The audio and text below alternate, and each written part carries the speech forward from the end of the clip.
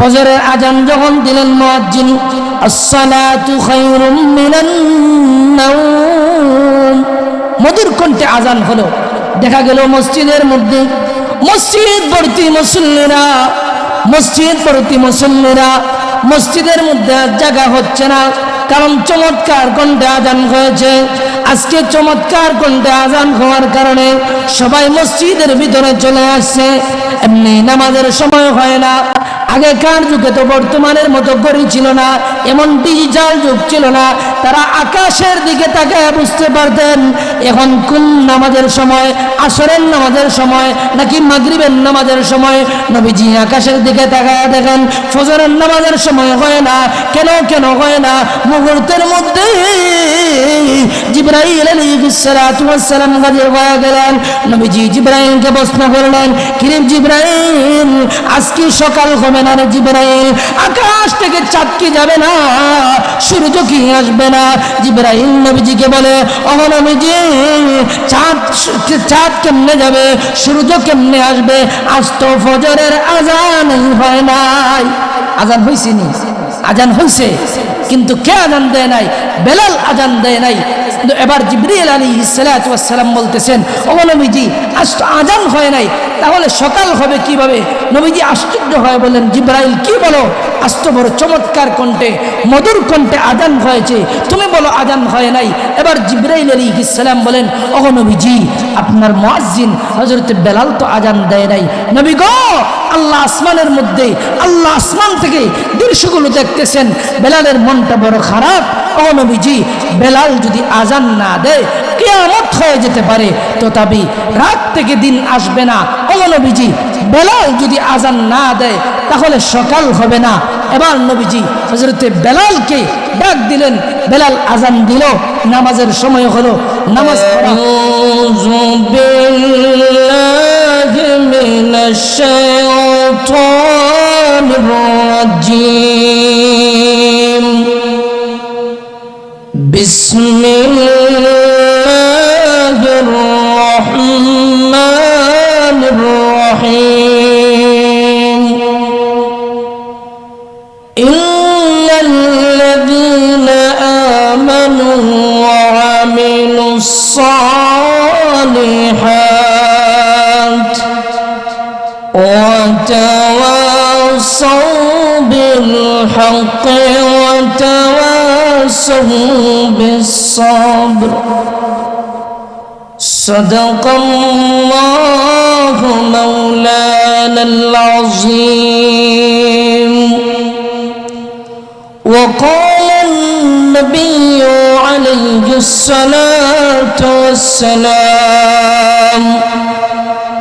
الدنيا مزرعة الآخرة، أو كما قال عليه الصلاة والسلام। সকলে মহব্বতের সাথে দরুদ শরীফ পড়ি।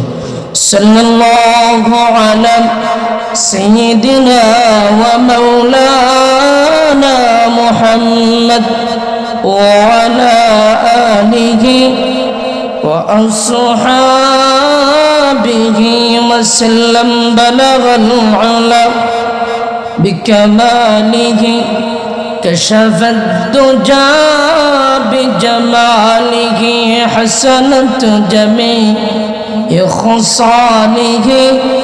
সাল্লু আলাইহি ওয়া আল কারীমুস সাজার জামিলুশ শিয়াম নবিয়ুল বারায়া শফিউল উমাম। বালাগাল উলা বিকামালিহি কাশাফাদ দুজা বিজামালিহি حسنت جميع خصاله. صلوا عليه وآله। আজ থেকে বহুদিন আগে এই পৃথিবীর বুকে ইসলাম নাম খালি ছিল না কোথাও কোনো মানুষের মুখেতে।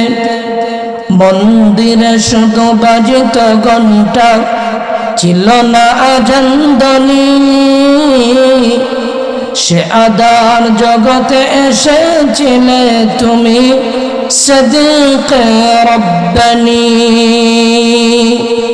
মানুষের মাঝে মানুষ রূপে জন্ম নিয়া মানুষের মন করিলে জয়, কোরআন দিয়ে হাদিস দিয়ে মন দিয়ে মন্ত্র দিয়ে নয়। লা ইলাহা ইল্লাল্লাহ, লা ইলাহা ইল্লাল্লাহ,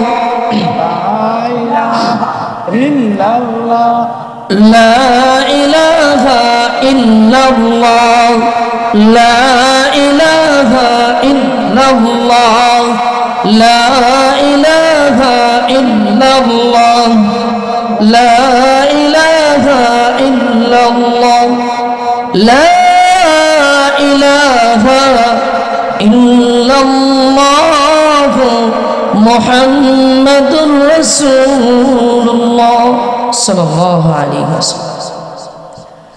মাঝগাঁও নয়াবাড়ি মরহুম ওয়াসির আলী ও এলাকার সকল মুর্দেগানের রুহের মাগফিরাতে ওয়াজ ও দোয়া মাহফিলের সম্মানিত শ্রদ্ধাভাজন সভাপতি, আমার সামনে বসা বাবার বয়সী মুরব্বিয়ানে আজম, যুবক বন্ধুগণ, স্নেহের ছোট ভাই, পর্দার আড়ালে আম্মাজান হজরতে আয়েশা সিদ্দিকা রাদিয়াল্লাহু তাআলা আনহার উত্তরসূরি আবেদা সালেহা মা ও বোনেরা, আমি আপনাদের সামনে মানবতার মুক্তির সনদ মহাগ্রন্থ আল কোরআনুল কারীম থেকে একখানা আয়াতে কারিমা তেলাওয়াত করেছি।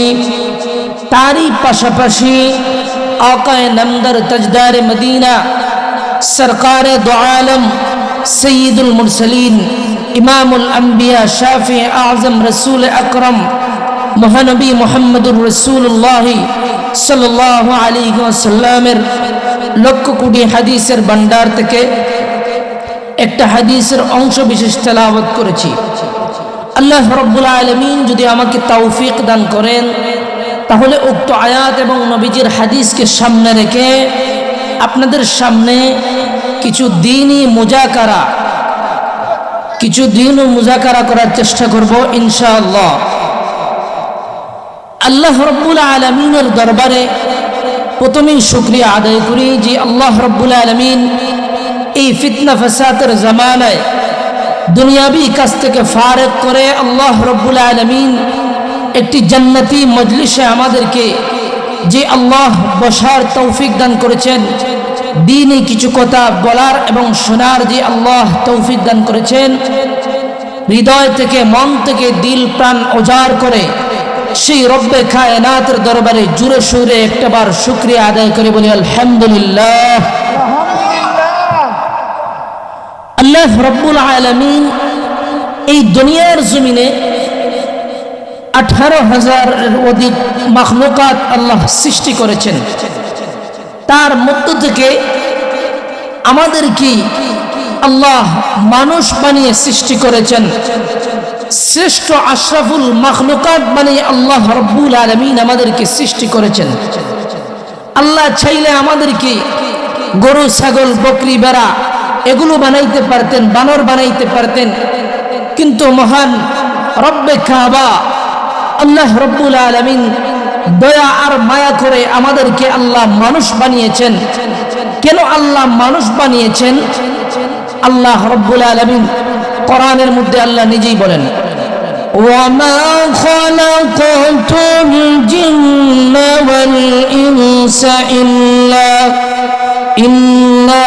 লিয়াবুদুন। আল্লাহ রাব্বুল আলামিন বলেন, আমি মানুষ এবং জিন্নাতদেরকে আমি আল্লাহ সৃষ্টি করেছি আমি রব্বে কাবার গোলামের জন্য। আল্লাহ রাব্বুল আলামিন আমাদেরকে সৃষ্টি করেছেন আল্লাহর গোলামের জন্য। আল্লাহ আমাদেরকে আশরাফুল মাখলুকাত সৃষ্টির শ্রেষ্ঠ বানিয়ে আল্লাহ দুনিয়ার জমিনে পাঠিয়েছেন। আল্লাহ কোরআনের অন্য আয়াতে বলেন, ওয়ালাকাদ কাররামনা বানি আদম, হে আদম জাতি, আমি তোমাদেরকে মর্যাদাবান বানিয়েছি। আশরাফুল মাখলুকাত বানিয়েছি কারণ তোমরা আমার গোলামি করবা। আল্লাহ আমাদেরকে গোলামের জন্য বানিয়েছেন। আল্লাহ বলেন আশরাফুল মাখলুকাত বানিয়েছি, তাই বলে শেষ না। আমার আল্লাহ সূরা 3 এক আয়াতে বলেন লাকাদ খালাকনাল ইনসানা ফি আহসানি তাকওয়িম, আমি আল্লাহ মানুষকে সবচাইতে বেশি সৌন্দর্য দান করেছি। তাহলে ওই মানুষ আশরাফুল মাখলুকাত, সৃষ্টির শ্রেষ্ঠ, আবার ওই মানুষকে আল্লাহ সৌন্দর্য দান করেছেন সবথেকে বেশি। কেন? আল্লাহর গোলামির জন্য। আবার সূরা আসরের 2 আয়াতে আমার আল্লাহ বলেন ইন্নাল ইনসানা লাফি খুসর, আল্লাহ বলেন সমস্ত মানুষ হলো ক্ষতিগ্রস্ত। তাহলে আগে বলেছিলেন আল্লাহ আশরাফুল মাখলুকাত, সৃষ্টির শ্রেষ্ঠ বানিয়েছেন, আবার দেখা যায় আল্লাহ অন্য আয়াতে বলেন মানুষ ক্ষতিগ্রস্ত। তাহলে যেই মানুষ সৃষ্টির শ্রেষ্ঠ সে ক্ষতিগ্রস্ত কেমনে হয়? আবার যদি ক্ষতিগ্রস্ত হয় তাহলে সৃষ্টির শ্রেষ্ঠ কেমনে হয়?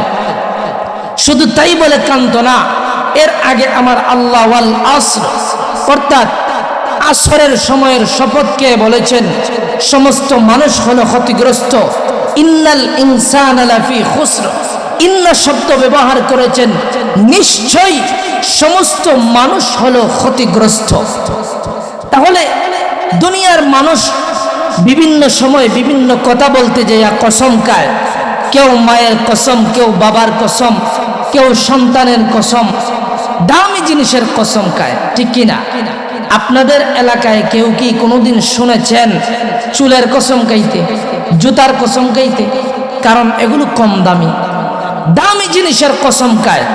আমার আল্লাহ কোনো কথা বলতে হইলে কসম খাইতে হয় না, তারপরেও আল্লাহ এই গুরুত্ব বুঝাইতে গিয়া আমার আল্লাহ কোরআনের বিভিন্ন জায়গায় বিভিন্ন জিনিস নিয়ে কসম খেয়েছেন। আমার আল্লাহ বলেন ওয়াশ-শামসি ওয়া দুহাহা ওয়াল কমারি ইযা তালাহা ওয়ান নাহারি ইযা জাল্লাহা ওয়াল লাইলি ইযা ইয়াগশাহা والسماء وما بناها والأرض وما طحاها ونفس وما سواها। আমার আল্লাহ কোরআনের মধ্যে চন্দ্রের কসম খেয়েছেন, আমার আল্লাহ সূর্যের কসম খেয়েছেন, আসমানের কসম খেয়েছেন, জমিনের কসম খেয়েছেন, আমার আল্লাহ তিনের কসম খেয়েছেন, জাইতুনের কসম খেয়েছেন। আমার আল্লাহ কোরআনের মধ্যে বিভিন্ন জিনিসের কসম খেয়েছেন কথার গুরুত্ব বুঝাতে গিয়া।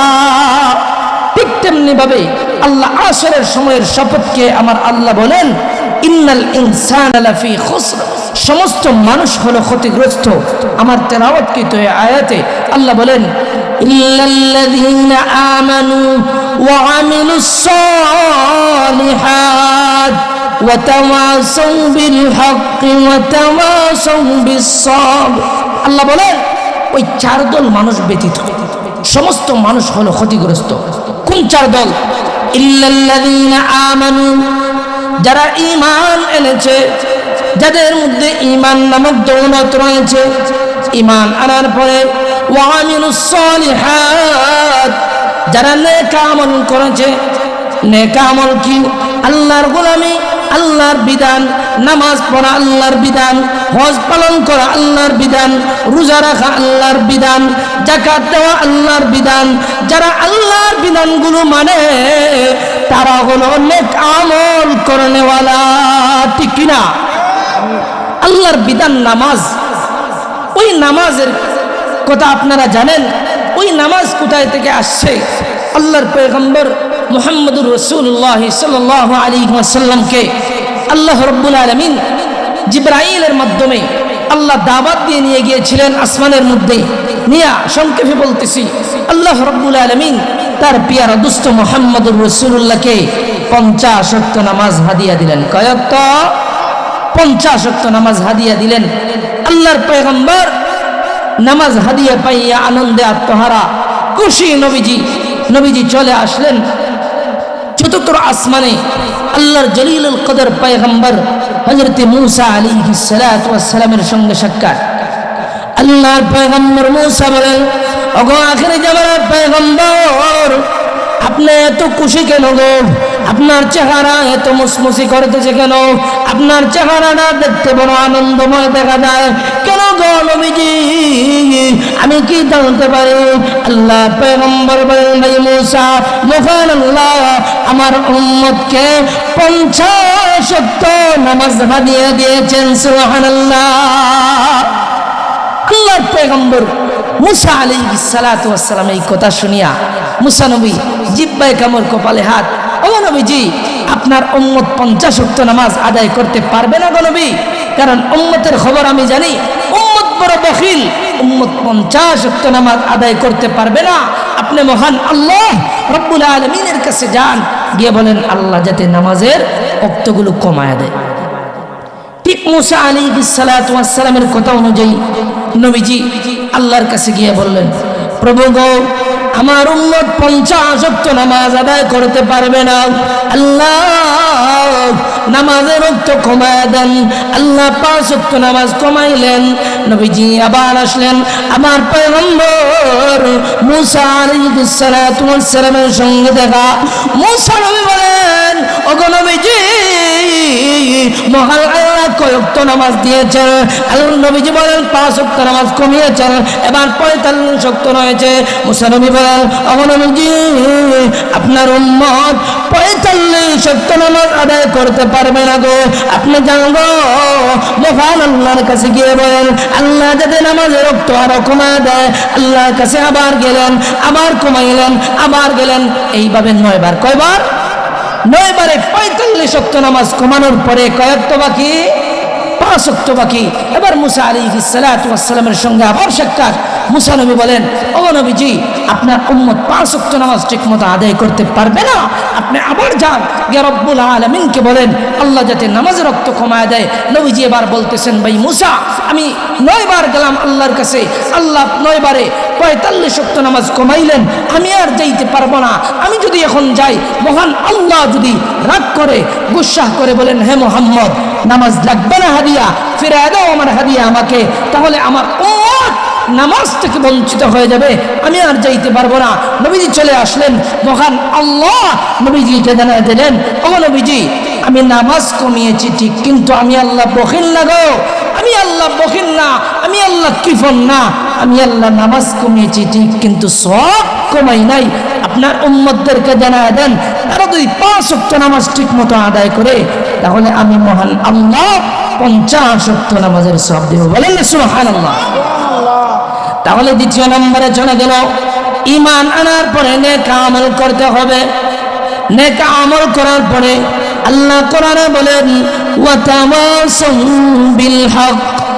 আল্লাহ বলেন, যারা হকের উপর অটল অবিচল থাকবে, দুনিয়ার মধ্যে বিভিন্ন বাধা বিপত্তি আসতে পারে, আসার পরেও যদি বান্দা তুমি হকের উপর থাকো, তাহলে মহান আল্লাহ তোমার উপর রাজি আর খুশি, ঠিক কিনা? আল্লাহ ৪র্থ নম্বরে বলেন, ওয়াতাওয়াসাউ বিস সাবর।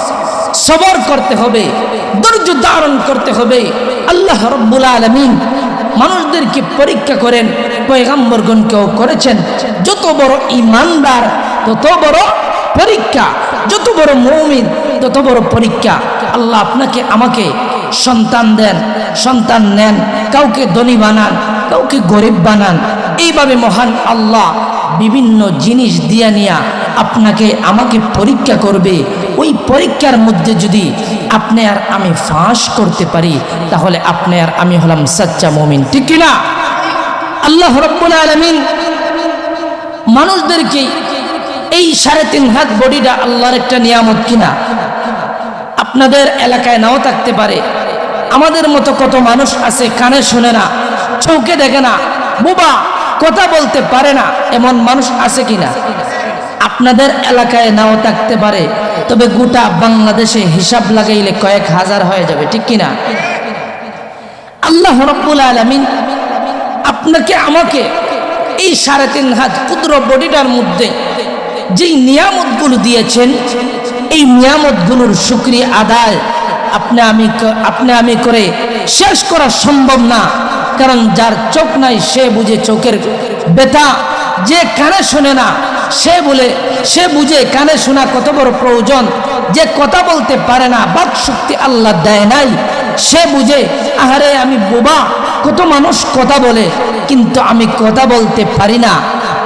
সংক্ষেপে একটা উদাহরণ দিলেই আপনারা বুঝতে পারবেন এই দুইটা টুট আল্লাহর কত বড় নিয়ামত। দুনিয়ার মধ্যে আপনার আমার সব থেকে প্রিয় পাত্র, সব থেকে প্রিয় মানুষ হলেন আব্বা আর আম্মাকে, মা এবং বাবা। এই দুইটা টুট আল্লাহর কত বড় নিয়ামত। এই দুইটা টুট ছাড়া আব্বাকে আব্বা বলে ডাকা যায় না, আম্মাকে আম্মা বলে ডাকা যায় না। বিশ্বাস যদি না করেন আপনারা ট্রাই করে দেখেন কি হয়। আব্বা দুইটা টুট ছাড়া হয়? টুট ছাড়া হয় না। অতএব আল্লাহ রব্বুল আলামিন আমাদের এই ক্ষুদ্র বডির মধ্যে কত নিয়ামত দিয়েছেন, আমরা কি কোনোদিন আল্লাহর কাছে নিয়ামতের শুকরিয়া আদায় করছি? করি নাই। আল্লাহ রব্বুল আলামিন কোরআনের আয়াতের মধ্যে বলেন, লাইন শাকারতুম লাযীদান্নাকুম ওয়া লাইন কাফারতুম ইন্না আযাবী লাশাদীদ। আমার আল্লাহ বলেন, আমার বান্দা বান্দি, তোমাদেরকে আমি আল্লাহ নিয়ামত দিয়েছে, নিয়ামতের কোনো অভাব নাই। তোমার 3.5 রাত বডির মধ্যে তুমি যদি নিয়ামতের গণনা শুরু করে দাও তাহলে নিয়ামত হিসাব করা শেষ করা সম্ভব না। আরে আমার বান্দার বান্দি, আমি আল্লাহ তোমাদেরকে নিয়ামত দেওয়ার পরে তোমরা যদি আমি আল্লাহর নিয়ামতের শুকরিয়া আদায় করো রে, তাহলে আমি মহান আল্লাহ নিয়ামত বাড়ায় দিব। আর যদি তোমরা আমি আল্লাহর নিয়ামত পাইয়া নিয়ামতের শুকরিয়া আদায় না করো, আল্লাহ রব্বুল আলামিন আয়াতের শেষে বলেন, ইন্না আযাবী লাশাদীদ, আমি তোমাদেরকে কঠিন আযাব, শাদীদযুক্ত আযাবে আমি আল্লাহ তোমাদেরকে গ্রেফতার করব। বলেন না নাউজুবিল্লাহ। তাহলে নিয়ামতের শুকরিয়া আদায় করার দরকার আছে কিনা? যেই কথা বলতেছিলাম, আমাদের কাছে বিভিন্ন সময় বিভিন্ন বিপদ আসবে, বালা মুসিবত আসবে, তখন সময় ধৈর্য ধারণ করতে হবে, শুকরিয়া আদায় করতে হবে, সবর করতে হবে। আল্লাহ রাব্বুল আলামিন পয়গম্বরগণকে কেমন পরীক্ষা করেছিলেন। আল্লাহর দুস্থ আমাদের আব্বাজান হযরত ইব্রাহিম নবীনা আলাইহিস সালাতু ওয়াস সালামকে আল্লাহ কেমন পরীক্ষার মধ্যে নমরুদের মাধ্যমে অগ্নি পরীক্ষা করেছিলেন। তাফসীরের কিতাবের মধ্যে উল্লেখ করা হয়, নমরুদ আল্লাহর পয়গম্বর, আল্লাহর দুস্থ, আল্লাহর খলিল ইব্রাহিম আলাইহিস সালাতু ওয়াস সালামকে আগুনের মধ্যে ফেলাইবে। তাফসীরের কিতাবের মধ্যে মুফাসসিরিনে কেরাম লেখেন, নমরুদ পূর্ণ একটা মাস লাকড়ি জমাট করতে করতে লাকড়ির একটা পাহাড়, একটা উঁচু পাহাড় বানিয়ে ফেলছিল। ওই পাহাড়ের মধ্যে আগুন ধরিয়ে দিবে, আল্লাহর পয়গম্বর ইব্রাহিমকে আগুনের মধ্যে জ্বালায় দেবে। বলেন না নাউজুবিল্লাহ। নমরুদ ইব্রাহিমকে বলল, হে ইব্রাহিম সালাম জানা দিলেন, হে নমরুদ, তুমি আমাকে আগুনে ফেলাইতে পারো, ফাঁসি দিতে পারো, কাটতে পারো, মারতে পারো, তথাপি আল্লাহর দ্বীনের দাওয়াত দেওয়া বন্ধ করব না। আল্লাহর দ্বীনের দাওয়াত চালু থাকবে। এমনি নমরুদ যখন আগুনের পাহাড় বানাইল, ইব্রাহিম আলাইহিস সালাতু ওয়াস সালামকে আগুনের মধ্যে জ্বালাইবে, ইবলিস শয়তান নমরুদের কাছে আসিয়া বলে, হে নমরুদ, তুমি যে ইব্রাহিমরে আগুন দিয়া জ্বালাইবা, তুমি তো আগুন দিয়া জ্বালাইতে পারবা না। নমরুদ বলে, কেন কেন শুনবা কি? কারণ ইব্রাহিমকে তুমি আগুনের মধ্যে ফেলাইবা, আল্লাহর রহমতের ফেরেশতা ইব্রাহিমরে আগুন থেকে বাঁচাইবে, ঠিক কিনা? নমরুদ এবার বলতেছে, তাহলে কি করতে হবে? শয়তান আমাদের পিছে 24টা ঘন্টা আছে কিনা? আছে। আমাদেরকে খালি কুসায় গুনার কাজ কেমনে করাইতো। শয়তানের কাজই হলো এমন, শয়তান 24টা ঘন্টা মানুষের পিছে লেলিয়ে দেওয়া হয়েছে। শয়তান 24টা ঘন্টা মানুষের পিছে থাকে যাতে মানুষ নেক কাজ না করতে পারে। শয়তান নমরুদকে আসিয়া বলতেছে, তুমি যদি ইব্রাহিমকে আগুনের মধ্যে জ্বালাইতে চাও তাহলে ইব্রাহিমকে উলঙ্গ করে আগুনের মধ্যে ফেলে দাও। বলেন না নাউজুবিল্লাহ। নমরুদ শয়তানের কথা অনুযায়ী আল্লাহর পয়গম্বর ইব্রাহিম আলাইহিস সালাতু ওয়াস সালামকে আগুনের মধ্যে ফেলাইবে। মুহূর্তের মধ্যে জিবরাইল আমিন হাজির। জিবরাইল আসিয়া বলে, ওগো আল্লাহর দুষ্ট, আল্লাহর খলিল, আপনি একবার অর্ডার দেন গো নবীজি, এই আগুনের পাহাড়টাকে আমি মাটির নিচে পুঁতে দেব। ওগো নবীজি, আপনি যদি অর্ডার দেন তাহলে আগুনের এই পাহাড়টাকে আমি তছনছ করে দিব।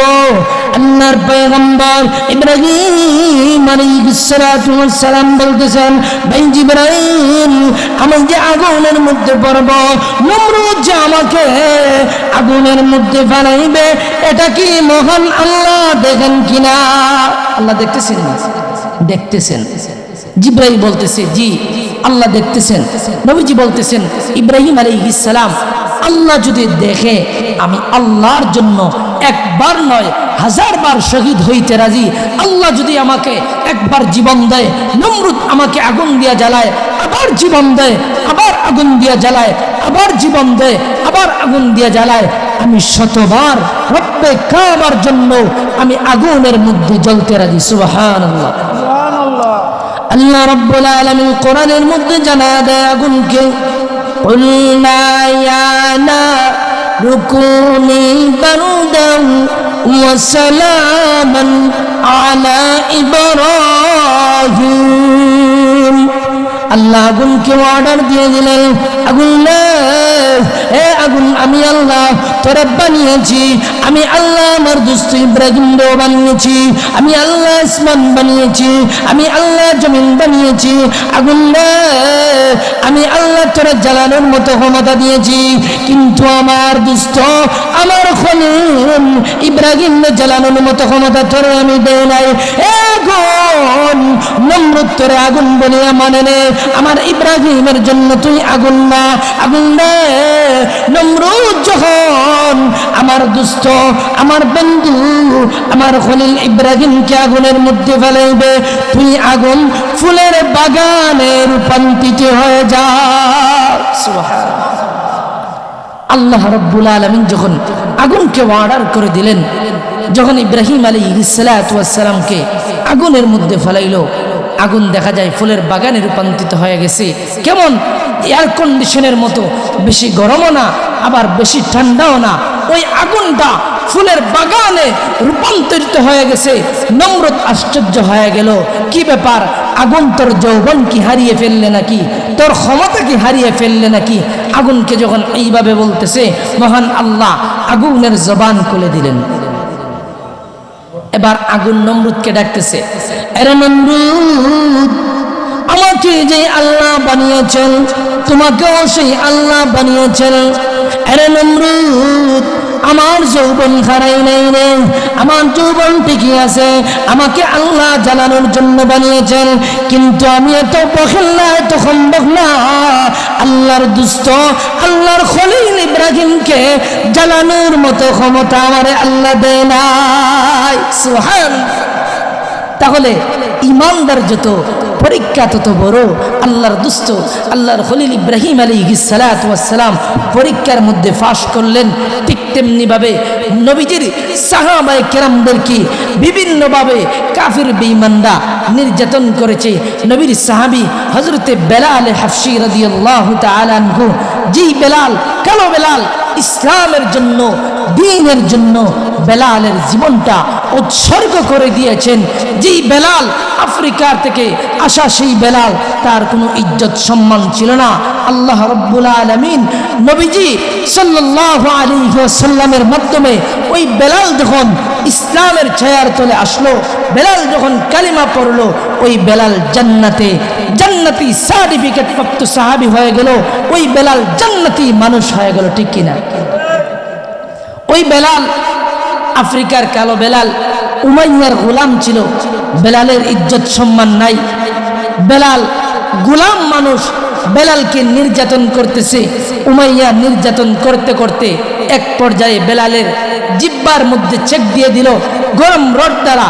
বেলালের জিব্বার মধ্যে চেক দিতে দিতে, বেলাল ছিল নবীজির মুয়াজ্জিন, বেলাল আজান দিত। বেলাল জিব্বা পাতলা হয়ে গেছে, জিব্বা পাটি খাটো হয়ে গেছে। বেলাল আশহাদু শব্দ উচ্চারণ করতে পারে না, বেলাল আসহাদু বলে, আসহাদু আল্লাহ বলে। এমনি কাফির বেঈমানরা বেলালকে নিয়ে টিটকারি করে। ওই বেলাল যখন আহাদ আহাদ শব্দ বলতে শুরু করে দেয়, কাফির বেঈমানরা বেলালকে নির্যাতন করতেছে। রাস্তা দিয়ে যাইতেছেন নবীর সাহাবী হযরতে আবু বকর সিদ্দিক রাদিয়াল্লাহু তাআলা আনহু। আবু বকর সিদ্দিক দেখতেছেন বেলালকে এমন ভাবে নির্যাতন করতেছে, কাছে গিয়ে বলেন, ভাই বেলাল, তুমি আল্লাহর নামটা একটু আস্তে আস্তে বলো, যাতে করে উমাইয়া তোমাকে একটু কম শাস্তি দেয়। এই কথা বলে যখন চলে গেলেন, আবার রাস্তা দিয়ে আসতেছেন, এমনি আবার গিয়ে বললেন, বেলাল, তোমাকে না বললাম আল্লাহর নামটা একটু আস্তে আস্তে বলার জন্য, তাহলে তোমাকে উমাইয়া একটু কম শাস্তি দেবে।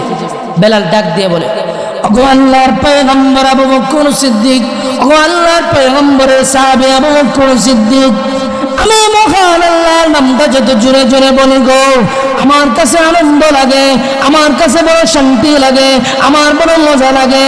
উমাইয়া আমাকে যতই কষ্ট দেখ না কেন গো, আমি মহান আল্লাহর নাম এবং উমাইয়ার কষ্ট দুইটাকে একত্রিত করে আমি মহান আল্লাহর নামের মধ্যে মজা পেয়েছি। সুবহানাল্লাহ। ওই বেলাল ইসলামের জন্য এত কষ্ট করেছে। নবীর সাহাবী বেলাল যখন আযান দেয়, আশহাদু বলে, আশহাদু শব্দ উচ্চারণ করতে পারে না। কাফির বেঈমানরা বেলালকে নিয়ে টিটকারি করে, বলে মুহাম্মদ যেমন মুহাম্মদের মুয়াজ্জিনও তেমন। মুহাম্মদের মুয়াজ্জিন কালা কাওয়ার মতো কাকা করে বলেন না, নাউজুবিল্লাহ। মুহাম্মদের মুয়াজ্জিনের আযান সুন্দর না, এমন মন্তব্য যখন করতেছে, সাহাবায়ে কেরামরা নবীজিকে বললেন, ও নবীজি, নতুন একজন মুয়াজ্জিন নিয়োগ দেন। নবীজি সাহাবায়ে কেরামের পরামর্শে নতুন একজন মুয়াজ্জিন নিয়োগ দেওয়া হলো। মধুর কণ্ঠে, বড় চমৎকার কণ্ঠে আযান দেওয়া হলো। ফজরের আযান যখন দিলেন মুয়াজ্জিন, আসসালাতু খায়রুম মিনান নাওম, মধুর কণ্ঠে আযান হলো। দেখা গেল মসজিদের মধ্যে মসজিদ ভর্তি মুসল্লিরা, মসজিদ ভর্তি মুসল্লিরা, মসজিদের মধ্যে জায়গা হচ্ছে না, কারণ চমৎকার কণ্ঠে আযান হয়েছে। আজকে চমৎকার কণ্ঠে আযান হওয়ার কারণে সবাই মসজিদের ভিতরে চলে আসছে। এমনি নামাজের সময় হয় না, নামাজের সময় হয় না।